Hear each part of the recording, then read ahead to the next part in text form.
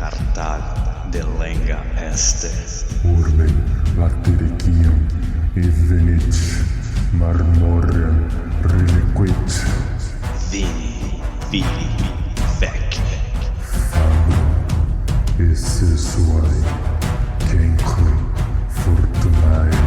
Cetere, cenceo, Cartagine, F, delendem.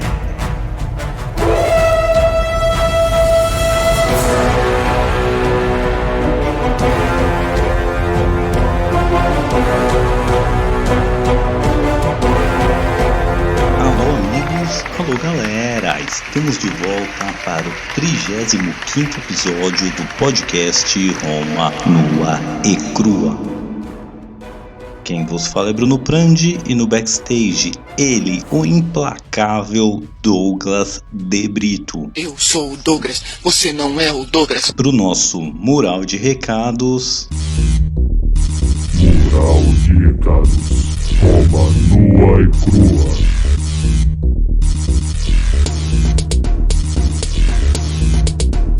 Gostaria de informar a todos que já temos uma conta no Padrim, então se você gosta desse programa, vê algum valor nele e quiser contribuir, por favor, faça-o. O link está na descrição do episódio e eu queria aqui já salutar os nossos imperadores. Temos 2 imperadores, 2 contribuidores lá no Padrim com a quantia máxima, então muito obrigado a Nicolas e Lucas Prandi. E aproveitando o gancho, pedir para todos divulgarem a gente, se não puder contribuir financeiramente, mas divulga nas redes sociais, fala para os amigos que possam gostar, deixa um comentário pra gente, qualquer forma, deixa um comentário nos agregadores, avalia nos agregadores, qualquer coisa que puder nos ajudar, agradecemos muito. Desse tantão assim. E agora, recapitulando. Então, no episódio anterior, vimos a saga de Cipião Africano no continente africano. Ele invade o norte da África, derrota 2 exércitos cartagineses e, por fim, Cartago chama Aníbal de volta da Península Itálica para, então, esse conflito que já demorava 17 aninhos ser decidido no campo de batalha, na Batalha de Zama. Cipião Africano vai sair vitorioso e foi aí que paramos na semana passada. Então hoje vamos continuar com o dia depois de Zama.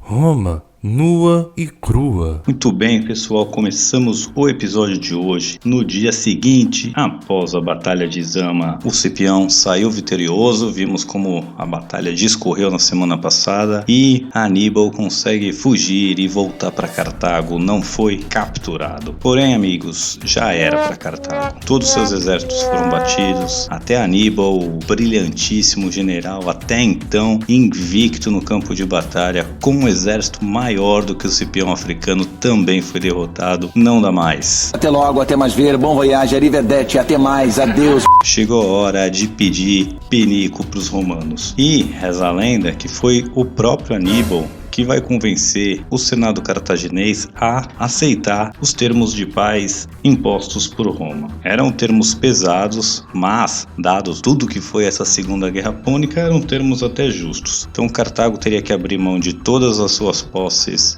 além mar, né? Tudo que não fosse no norte da África seria cedido aos romanos, então está incluído os territórios ali na Península Ibérica, na Espanha, as ilhas da Sicília e da Sardenha que já estavam em controle romano, mas ainda havia alguma disputa, então abriram mão de vez. Todas as ilhas ali no Mediterrâneo, entre o norte da África e a Sicília, o reino da Numídia, que era ali do norte da África também, ele vai se desligar de Cartago e vai ser agora um estado cliente dos romanos, não mais dos cartagineses. Vai ser um estado independente. Massiniça ali, como prêmio por ter ajudado os romanos, vai ser o rei absoluto. Eu sou linda, absoluta.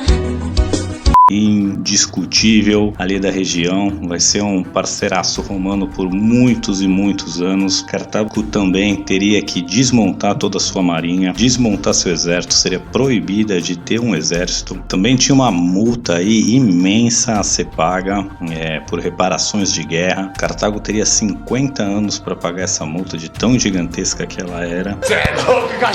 Mas tudo bem. Então assim, para os romanos, Cartago agora passa a ser um estado cliente de Roma, porque não pode guerrear sem consentimento romano, não pode ter um exército, não pode ter uma marinha. Então basicamente qualquer coisa que eles precisem em termos militares ou mesmo até em termos comerciais, eles têm que pedir a anuência de Roma. Tem essa multa aí por 50 anos, que Cartago acha, né, que esse termo de paz vale 50 anos, o mesmo prazo da multa. Os romanos acham que isso vai valer para sempre. Mas estou me adiantando aqui que isso vai ser o estopim da Terceira Guerra Púnica, mas veremos mais pra frente.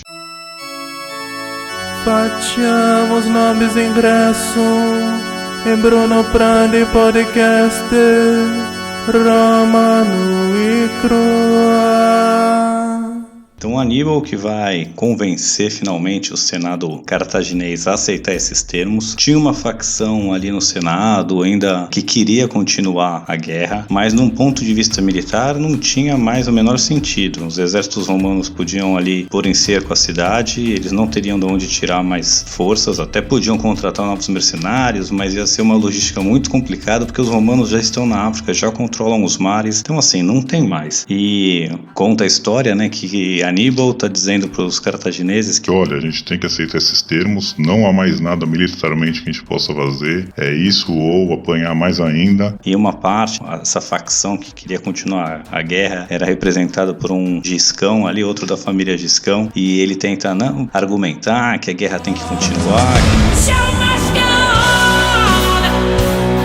que eles não podem arregar pros romanos, e o Aníbal ficou tão furioso que ele tira o cara de lá do Senado à força, e aí até choca ali o Senado cartaginês, tipo, pô, onde você acha que você tá? Isso aqui é o Senado cartaginês.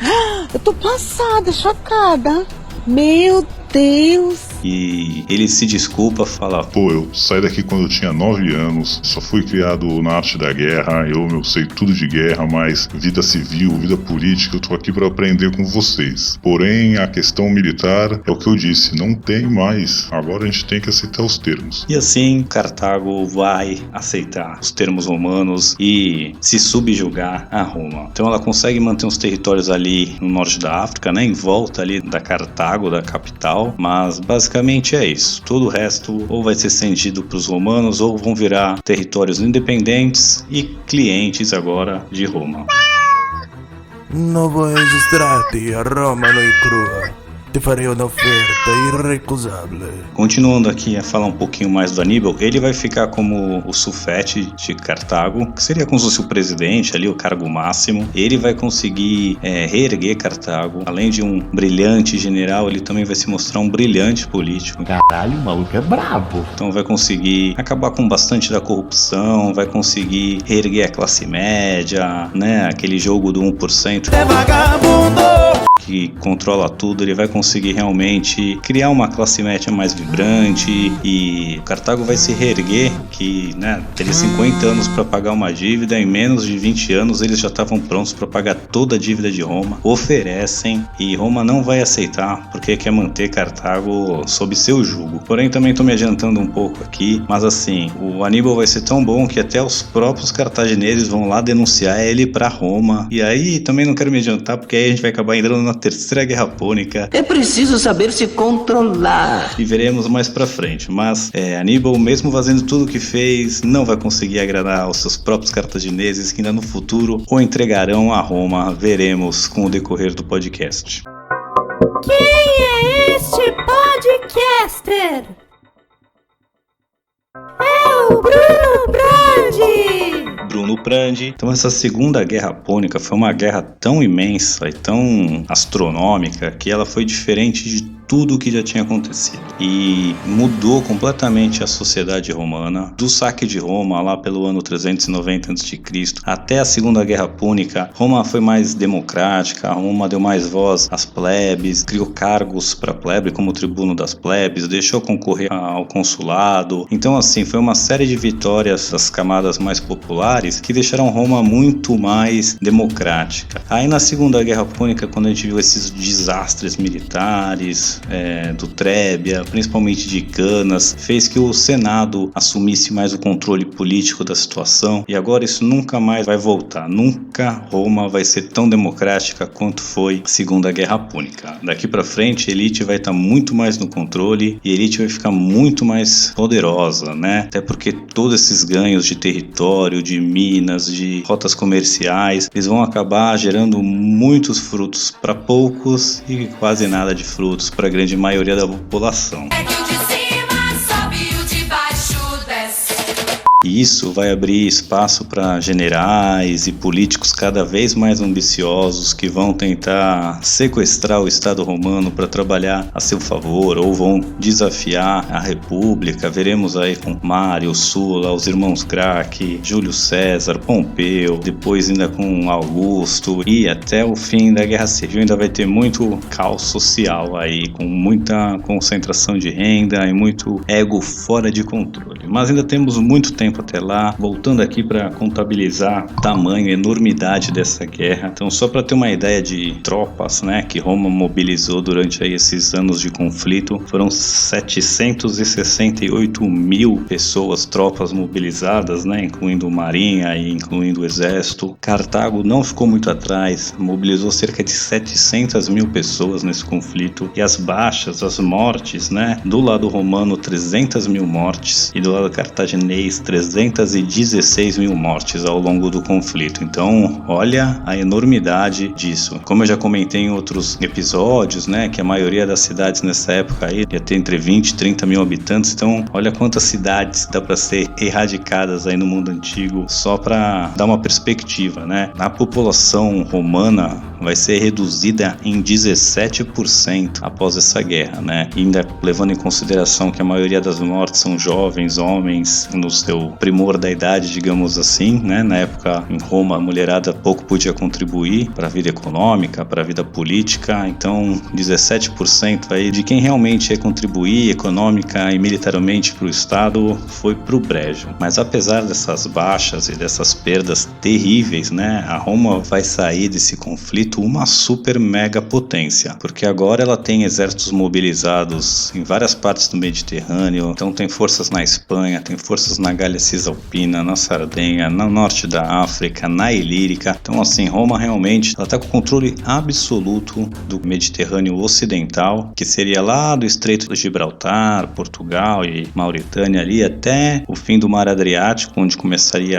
realmente a Grécia. O Oceano Mediterrâneo ficou bem dividido. O ocidente do Mediterrâneo era completamente controlado pela Itália agora, que começa a operar como uma superpotência. Fazendo uma analogia muito porca aqui, mas a gente pode comparar também Roma saindo da Segunda Guerra Púnica com os Estados Unidos saindo da Segunda Guerra Mundial, onde eles mobilizam, né, os seus músculos militares, vamos chamar assim. Tá saindo da jaula, morto! Antes, Estados Unidos, pré-guerras mundiais, tinha um exército minúsculo comparado com as potências ocidentais, e quando termina a Segunda Guerra, é a única superpotência de pé, né? Temos a Rússia do outro lado, mas que estava completamente destruída ali no território soviético. Mais de 5 mil cidades foram completamente destruídas. Os nazistas ali tocaram terror por anos e anos. Então, assim, não dava para comparar. Os Estados Unidos se viu, né, com um exército gigante operacionando no mundo inteiro, na América, na Europa, na Ásia. Quando acabou a guerra, falou: por que a gente vai recolher nosso poderio militar, né? Vamos ocupar os lugares aqui do Império Britânico, do francês, vamos virar o cachorro grande do mundo. E vamos sair um pouco da Segunda Guerra Púnica assim. Pô, a gente virou um puta cachorro grande, a gente tá com uma mobilização de pessoas e exércitos e uma logística agora internacional. Pra que a gente vai se reduzir em vez de continuar expandindo, né? Usando essa máquina de guerra que a gente criou aí ao longo da Segunda Guerra Púnica. Agora, dando uma olhadinha nesses territórios que Roma absorveu, principalmente ali na região região da Espanha, na Península Ibérica, né, nos territórios que hoje fariam parte da Espanha. Roma se instala ali, mas ali era um território que vai ficar, vamos dizer assim, mais ou menos em guerra civil, ou dando problema para os romanos, como se fosse um Afeganistão, um Vietnã ali ainda por séculos. Os romanos até realmente pacificarem ali a região vai demorar muito. Então, se a gente também acompanha as guerras púnicas, onde Hasdrubal e os cartagineses tiveram que parar várias vezes o conflito para resolver revoltas internas ali na Ibérica. Então isso agora vai continuar acontecendo com os romanos. Vai ficar toda hora tendo que mandar exército lá, e se os caras baixam a guarda um segundo,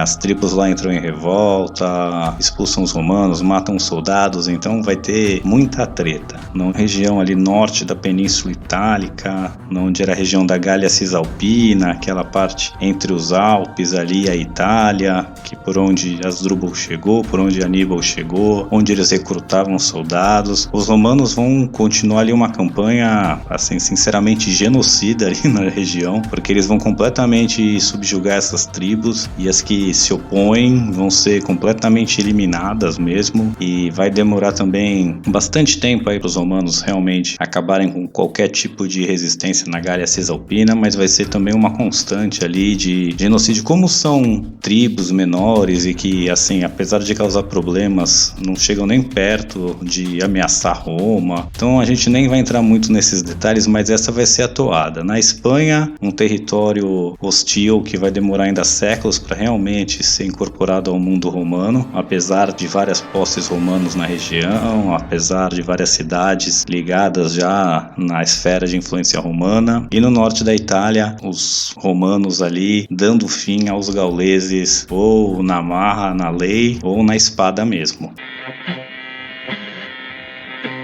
Mamma mia!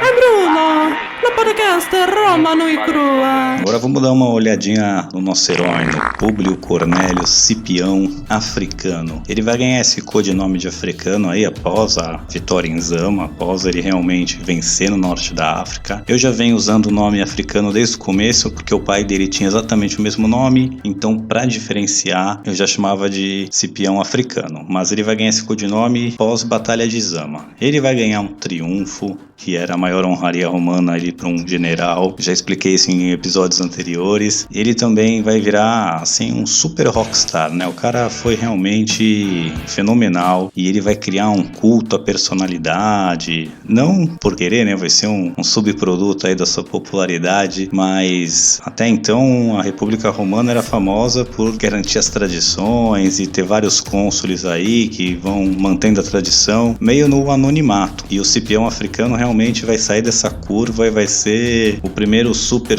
rockstar ali romano, que conseguia mover paixões e multidões para onde ia, e a velha guarda de Roma odiava isso com todas as forças. A gente já comentou isso um pouco, que ele teve dificuldade para ser aprovado os planos de invadir a África, que mesmo quando foi aprovado, o Senado dificultou o máximo possível, não deixava ele recrutar tropas na Itália, criou todo tipo de empecilho possível. Do lado dessa onda conservadora, dessa velha guarda aí do Senado romano, tinha o Fábio Máximo, que a gente já tocou aqui, o pai da estratégia fabiana, e outros, né, senadores também que vinham com muito receio essa popularidade absurda do Cipião Africano. Mas, sendo bem sincero, realmente isso de culto da personalidade vai dar problema mais pra frente, quando os egos da elite romana começam a sair de controle, mas os feitos do Cipião Africano realmente eram incontestáveis e incomparáveis. Você vê, pós 18 anos de guerra, ele vai ser, né, a pessoa ali mais celebrada em Roma por ter feito tudo o que fez. Mas os outros, né, quem eram os outros que também estão levando glória aí? O Fábio Máximo, com a estratégia fabiana dele, que era não oferecer combate. O Cláudio Nero, que também conseguiu fazer uma manobra militar legal e vencer ali o exército do Hasdrubal, mas era basicamente defender a sua casa, né? Derrota ali na Itália, os Cipiões, tirando eles de cena, né, principalmente o Cipião Africano, ele que foi lá, bateu 4 exércitos cartagineses na região que era a Espanha hoje e expulsou os cartagineses de lá, tomando Cartago Nova, tomando todas as cidades da Península Ibérica. Ele invadiu a África, derrotou 2 exércitos cartagineses, o dobro do seu, e aí Cartago rechama Aníbal da Península Itálica para encarar o Cipião Africano na África. Ele bate o Aníbal com um exército maior que o seu também. Então, cara, se não for ele, deles,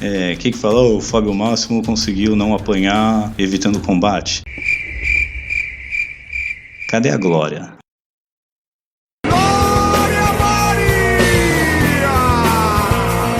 A glória ficou toda realmente pro Cipião, e isso causava muita inveja. Então ele vai ser bastante perseguido pela elite ali. A gente vai ver também um pouco mais pra frente com o decorrer dos episódios, mas assim, ele vai chegar a se autoexilar, porque vai rolar tipo uma lava-jato contra ele, tentando acusar ele de corrupção, sermão de corrupção. Desvio de fundos, assim, a gente não sabe se realmente ele era corrupto, até em nenhum momento ele nega as acusações, mas ele se nega a participar do julgamento, abandona e se autoexila, e quando ele morre, ele faz questão, né, ele nunca mais volta para Roma, e até na sua inscrição da sua lápide, tinha em latim, mas eu não lembro, agora eu vou falar em português mesmo, que era pátria ingrata, nem mesmo meus ossos você terá, que ele faz questão de morrer e ser enterrado fora da cidade, tamanha a perseguição à sua pessoa. E acho que talvez por isso ele também seja um personagem menor na história romana, né? Menor não, ele era gigante, mas no conto, né? A gente ouve falar de Júlio César, a gente ouve falar de Augusto, a gente ouve falar de Nero, a gente ouve falar de Pompeu, tantos outros nomes que estão na frente ali do Cipião africano, mas que na verdade fizeram bem menos que ele, né? Em alguns casos. Vale também aqui ressaltar que uma das coisas que deixou a elite romana odiando o Cipião é porque ele deixou o Aníbal livre.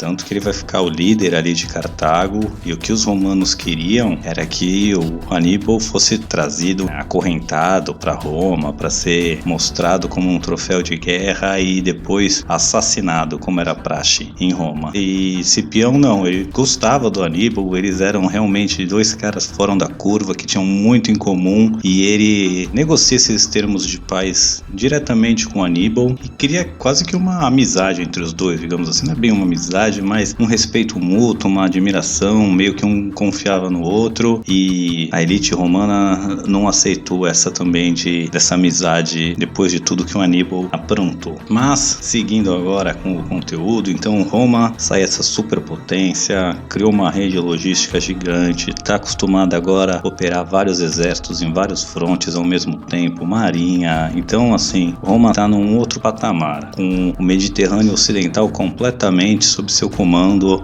Lógico, ainda tem revoltas na Península Ibérica, ainda tem os gauleses no trabalho, mas assim, não é uma, como posso dizer, ameaça existencial, é aquela pedra no sapato que os romanos logo dão um jeito. E onde estavam superpotências ou alguém que pudesse ainda, né, desafiar o poderio romano? Tava pro lado grego agora. Então, o Mediterrâneo ficou bem dividido entre mundo grego e mundo romano. Então, o ocidente ali, né, como eu disse, de Portugal, ali do Estreito de Gibraltar até a Ilírica ali, que seriam os Balcãs, sob comando romano, e do outro lado ali do Mar Egeu até ali o Mar Negro, até a Turquia, sob o comando dos gregos. Então o mundo grego, que controlava ali todo o Oriente do Mediterrâneo, tanto na Europa quanto no Oriente Médio, norte da África também, vivia o mundo pós-Alexandre o Grande, né? Então a Grécia ainda se via como o primor, a melhor civilização, a primeira civilização entre todas, o mundo mais civilizado. Então ainda o mundo grego era referência nas artes, na ciência, na cultura, filosofia, religião, e também a referência militar, porque até Roma, né, todos os grandes feitos militares do mundo civilizado ocidental eram dos gregos, né? Então a armada de Atenas, os exércitos espartanos, a vitória sobre os persas ali, e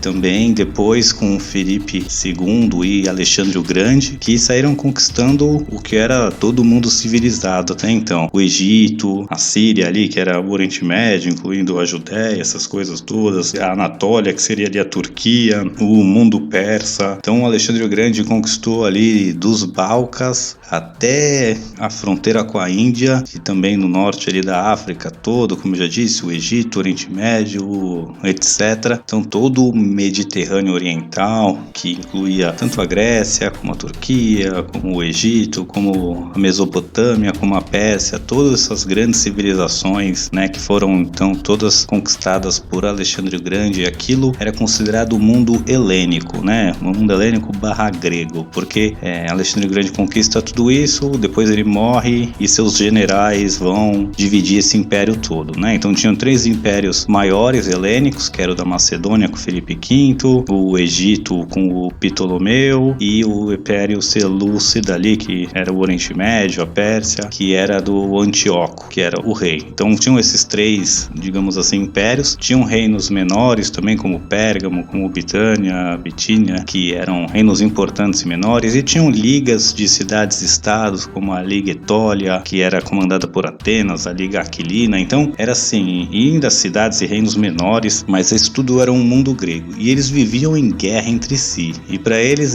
eram o centro do universo, todo o resto era bárbaro ou no mínimo atrasados, né? E eles viam os romanos com esse mesmo olhar, apesar de eles já reconhecerem Roma como uma superpotência, ainda eram esses bárbaros, esses brutões aí que são fortes, mas são nada refinados, ainda olhavam com muito desdém para Roma. O meu nome é Bruto, o sobrenome é mesmo Bruto mesmo. Então, os próximos grandes conflitos que veremos aí no decorrer dos podcasts vão ser contra esse mundo grego, né? Mas não vai ser mundo grego versus mundo romano, porque como eu disse, esse mundo grego era muito fragmentado e Roma vai ser aliados de um lutando contra outros, vai ser visto como salvador, vai ser visto como tirano, vai ser visto como libertador, vai ser visto como conquistador. Então vai acontecer muita coisa, não vai ser um processo rápido, mas vai terminar com a absorção completa do mundo grego pelos romanos. E vai ser no campo de batalha, como sempre, que os romanos vão consumar esse casamento à força, digamos assim. Então por hoje é só, pessoal.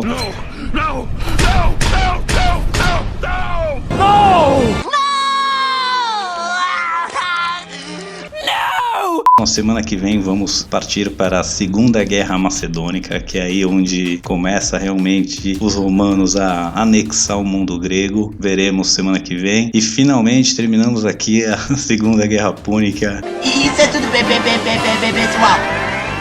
Eu pensei que ia durar uns 5 episódios, fomos para 11 episódios, foi muito legal, adorei fazer essa Segunda Guerra Púnica, que é um dos capítulos mais fantásticos da história romana aí, do mundo ocidental, mas a vida segue, Roma continua a sua empreitada de dominar todo o Mediterrâneo, um feito que só Roma vai ter conseguido realizar na história, e agora falta o mundo grego, esses snobs, esses filósofos aí que se acham os donos da verdade do mundo. Bom, pessoal, por hoje é só, muito obrigado de novo. Fique com a gente e até!